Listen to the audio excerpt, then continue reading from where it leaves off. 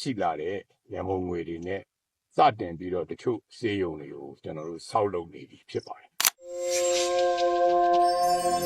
တို့တူချီတဲ့ SCF အားလုံးမင်္ဂလာပါကျွန်တော်တို့ Safe Hospital Safe Healthcare Campaign ပြုလုပ်နေတာအခုချိန်မှာဆိုရင်3ပတ်ရှိပြီဖြစ်ပါတယ်မကြာခင်ကျွန်တော်တို့အခုဒီဇွန်30ရက်နေ့မှာပြီးဆုံးဖြစ်ပါတယ်အခုဒီရက်ပိုင်းအတွင်းမှာရရှိလာတဲ့ရန်ကုန်ငွေတွေနဲ့စတင်ပြီးတော့တချို့စေယုံတွေကိုကျွန်တော်တို့ဆောက်လုပ်နေပြီဖြစ်ပါတယ်